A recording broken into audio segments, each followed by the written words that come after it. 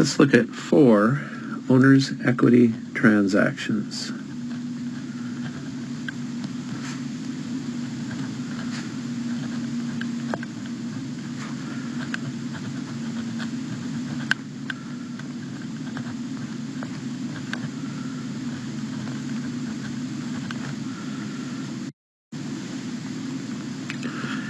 At the top of the screen, I have a balance sheet formula here. We're just going to look at 4 accounts. I wanted to isolate the owner's equity transactions. And there are exactly 4 types of transactions that will affect the owner's equity. In other words, making it go up or down.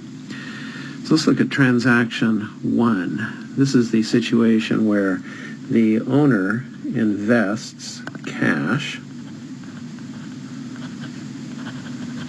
in the business, and that's going to cause an increase in an asset, usually cash, and an increase in the capital account.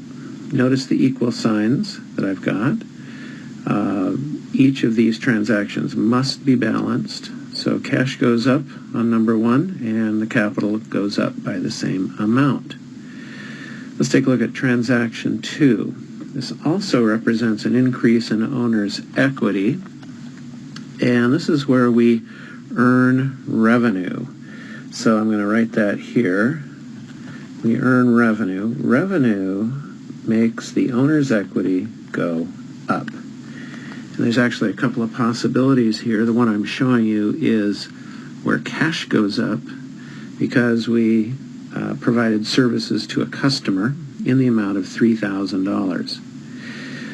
So this is the original one that I wrote, but you know what? It could be that the $3,000 came in on account. So if you provide your service on account, meaning the customer is going to pay you later, then your accounts receivable would go up. So you could have cash go up for revenue or accounts receivable or a combination of both. For example, cash might come in the amount of $2,000 with $1,000 coming in later. Right, so those are increases in owner's equity. The third one is a decrease in owner's equity. This is where we have an expense. So an expense happens. I think on this one I was thinking advertising expense. So we incur advertising expense, which makes your capital go down.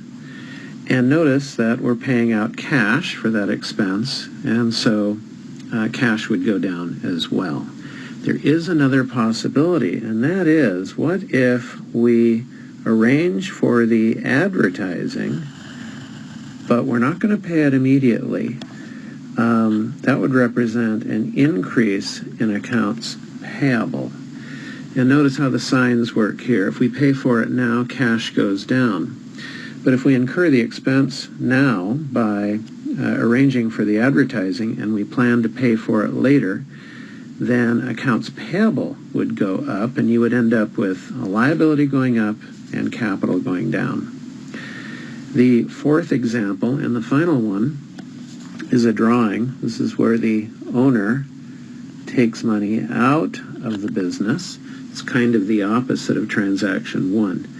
And usually in your textbook, this will be a situation where the owner is taking out cash, although it could be some other asset. So let's take a look at the summary at the bottom. Owner's equity increases when the owner invests cash in the business,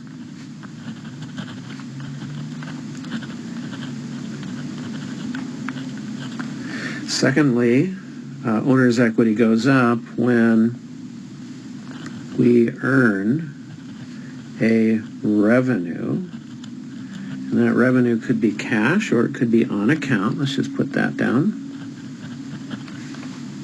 Cash goes up or accounts receivable goes up. Owner's equity decreases when we looking at transaction 3 there, when we incur an expense. Could be for cash or on account. And the fourth situation is where the owner withdraws cash from the business.